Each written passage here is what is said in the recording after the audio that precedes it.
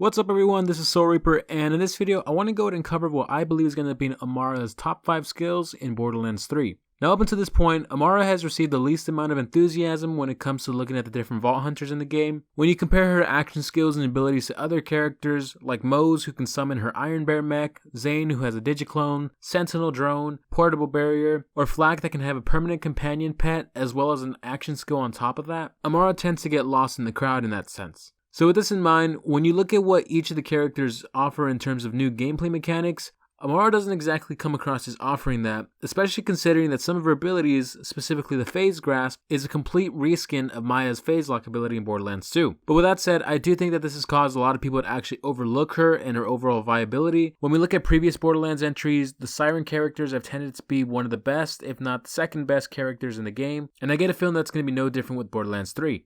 So without any further ado, let's go ahead and take a look at what I think are Amara's top 5 skills for Borderlands 3.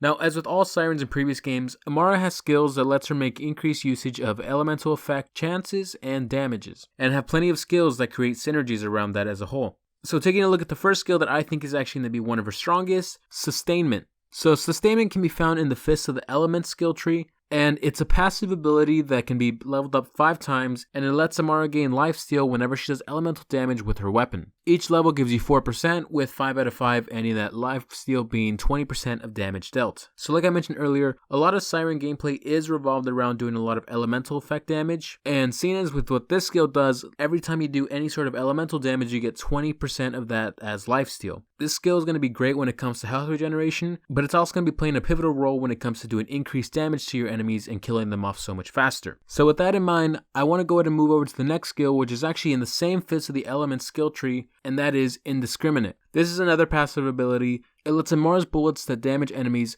have a chance to ricochet and deal decreased damage to other enemies nearby. Ricochet chance and damage are increased if the target is currently affected by Phase Grasp or Stillness of Mind. Now this skill can be leveled up 3 times, with 3 out of 3 giving you the effects of Ricochet chance being 30%, Ricochet damage being minus 50%, but like the skill says, if you're using one of those 2 action skill abilities and your target is affected by it, then your Ricochet chance is increased by another 60% and the Ricochet damage is moved down to only minus 25%. Now this is another skill making a return from Borderlands 2, and it was also an option to Maya whenever she had her Phase Lock ability active. The key difference with this version of it being though, that Amara does not have to have her action skill active, but rather that's only a bonus to the chance and the damage that it could do. So, if there are ever any instances of multiple enemies being around each other, then this is a great way to do damage to multiple targets all at once. And if you're using elemental damage on top of that and couple it with the previous skill Sustainment, then not only are you ricocheting bullets and causing extra damage to nearby enemies, but you should also be getting lifesteal from those enemies as well, causing a compounding damage effect on them as well. Moving on from here, we also have Amara's Wildfire skill, and this is yet another passive ability that whenever Amara applies a status effect to an enemy, it has a chance to spread to a nearby enemy, and once leveled up to 5 out of 5, this spread chance comes out to 40%. So again, this is yet another skill that revolves around using elemental damage and giving you more of a chance to make use out of it as a whole. Now these 3 skills offer a lot of synergy with one another, in that if you're doing damage with any sort of elemental weapon, it is very easy for that damage to spread over to other enemies and in turn give you lifesteal if it does cause the elemental effect damage. But moving on from here, this is less of an offensive skill and more of a defensive skill, but the benefit that it gives is just one that cannot be ignored. Now this skill is Guardian Angel.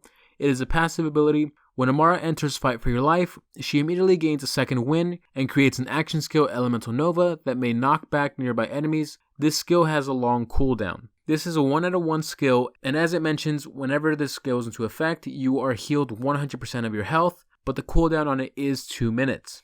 Now this skill can actually be found in the Brawl skill tree, and even though the cooldown of 2 minutes is rather long, especially when gunfights don't necessarily always last that long, but nonetheless it is a great way to making sure that you don't actually die in sticky situations, and on top of that, it doesn't only just get you back up, it gets you back up with full health. There have been plenty of times where I've been playing the game and I get back up only to get knocked down almost instantly because of the fact that you have such little health. But this skill giving you a full health revive will no doubt make you tougher to kill and give you a higher chance of defeating your enemies alongside it.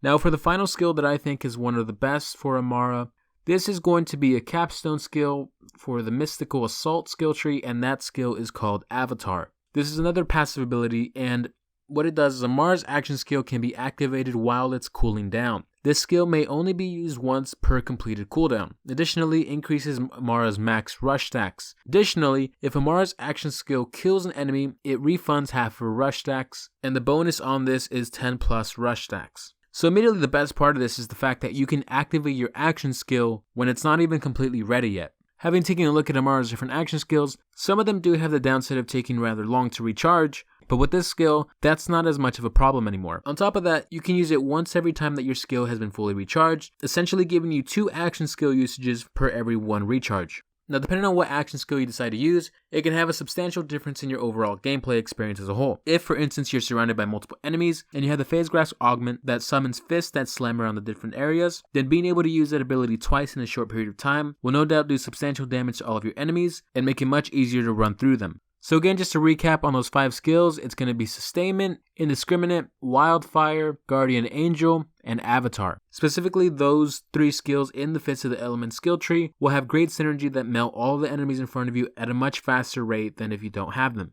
But anyways guys, that's going to be it for the video. I know that Amara is one of the Vault Hunters that's being more readily looked over for other characters like Flak, but hopefully after seeing this video, Amara comes across as more useful than previously thought of. And again, I think it would take everyone by surprise, but it does seem very possible that Amara may end up being one of the strongest, if not the strongest Vault Hunter in the game. If you liked the video or if I gave you a new take on Amara, let me know by leaving a like. I'm kind of curious to see what everyone's going to be playing as for their first Vault Hunter. Based on different polls, I see that it's roughly 45% Flak, with the rest of it being split evenly amongst Zane, Mose, and Amara, with myself leaning more towards Zane. But nonetheless, I want to see who everyone else has in mind to play as, and why that's actually the case. So let me know down in the comments section, subscribe for more content in the future, and I will see you next time.